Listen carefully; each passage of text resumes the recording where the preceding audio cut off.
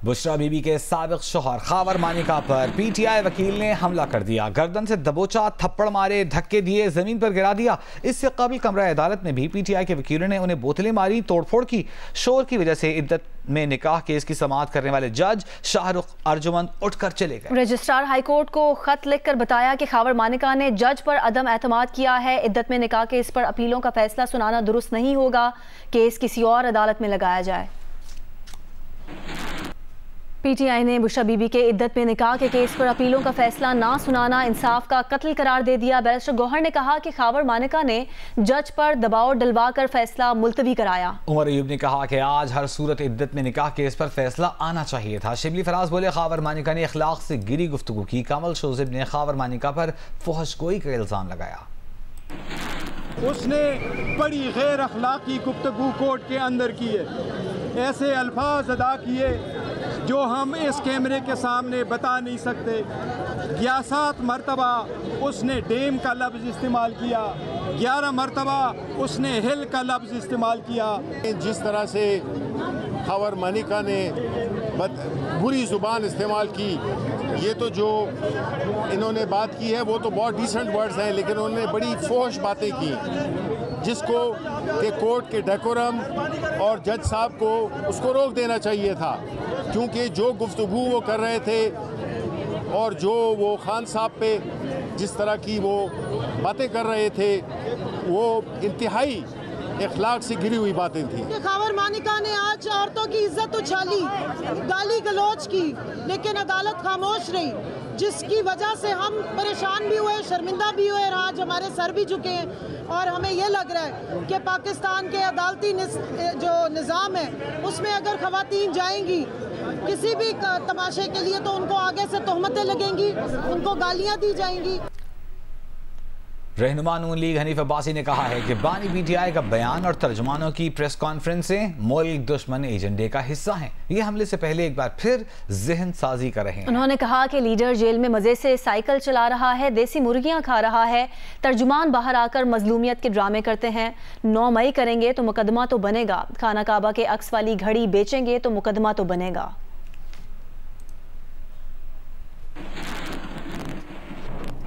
PTI तर्जुमान Rauf Hasan ने कहा है कि बानी पीटीआई के खिलाफ इद्दत और साइफर के केसेस खत्म हो चुके हैं। रऊफ हसन ने कहा कि तोशाखाना और अलकादर केस भी झूठ पर मबनी और सबके सामने वाज़ेह है। लगता है बानी पीटीआई पर मुकदमात भी बनाए जाएंगे। कि तोशाखाना का एक मुकदमा जिसमें कि सज़ा जो है वो सस्पेंडेड है और हम उसकी क्वाशमेंट की दरख्वास्त दे चुके हुए हैं।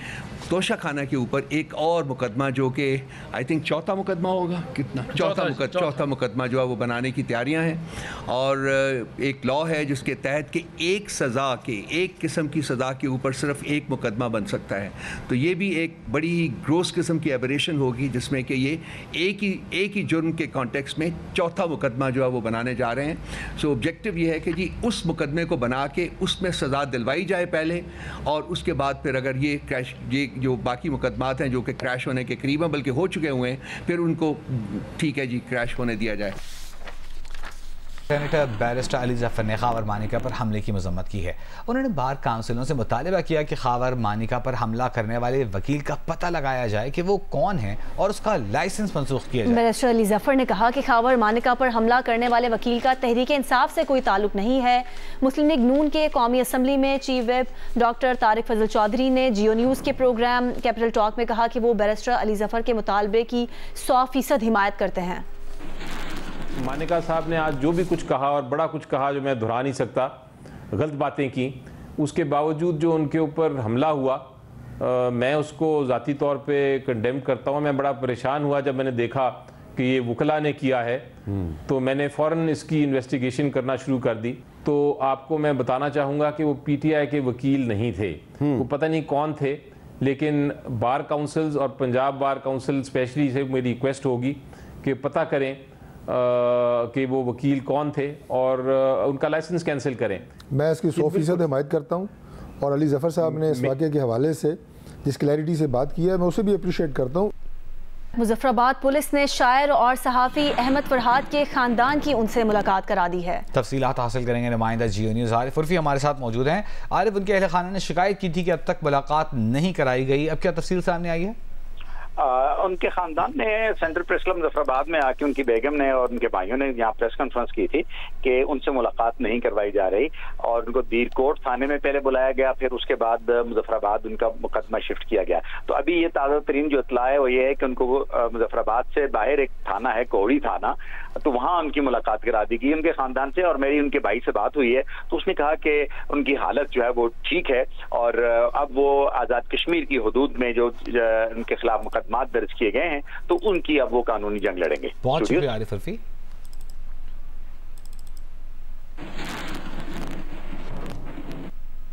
वजारत दाखिला की हिदायत पर PIA में 6 माह के लिए लाजमी सर्विसेज एक्ट नाफिज कर दिया गया है। किसी मुलाजिम का ड्यूटी से इनकार और गैर जरूरी छुट्टी जुर्म तस्वर होगी। दीगर मुलाजिमीन को ड्यूटी से रोकना भी जुर्म माना जाएगा। एक्ट की खिलाफ वर्जी पर 1 साल तक कैद और जुर्माने की सजा हो सकती है। सिंध की सरकारी जामियात के वाइस चांसलर्स ने वज़ीर आज़म शहबाज शरीफ को खत लिखकर जामियात को मिलने वाली विफाकी हुकूमत की ग्रांट रोके जाने पर तशवीश का इजहार किया है। वाइस चांसलर्स ने लिखा कि पहले से तय शुदा फंड्स भी मुंजमद हैं, जामियात की ग्रांट बहाल की जाए और उसमें इजाफा किया जाए।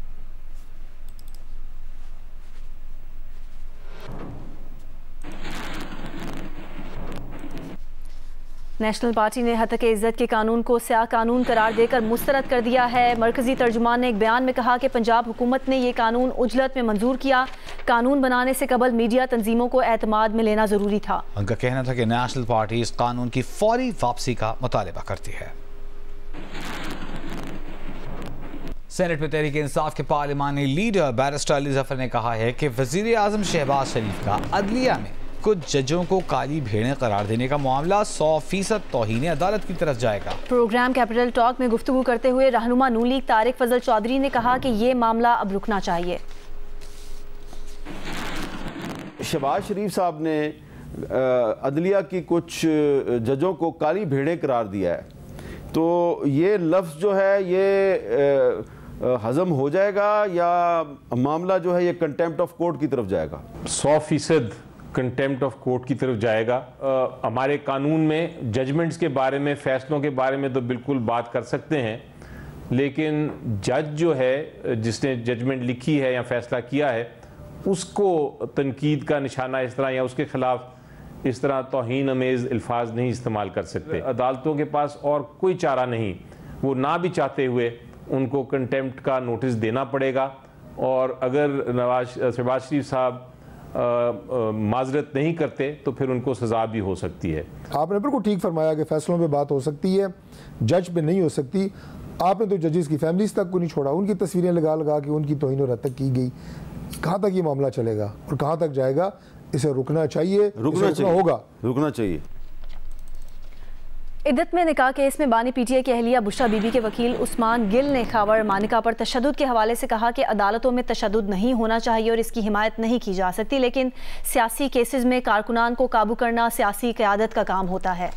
वफाकी वज़ीर एहसन इकबाल को एशियाई तंजीम की जानिब से समाजी और इक़्तिसादी तरक्की की कोशिशों पर कुआलालंपुर में अवार्ड से नवाजा गया।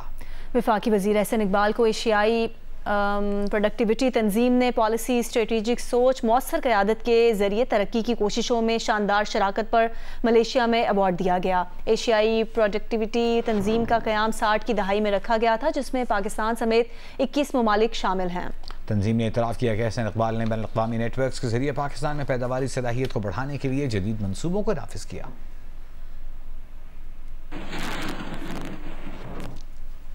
दुनिया के बड़े बहरी जहाज़ों में से एक MS सियाना कराची पहुंच गया है। कराची पोर्ट ट्रस्ट के जनरल मैनेजर ऑपरेशंस ने जहाज़ का दौरा किया। MS सियाना की आमद पर तकरीब कल साउथ एशिया पाकिस्तान टर्मिनल पर होगी।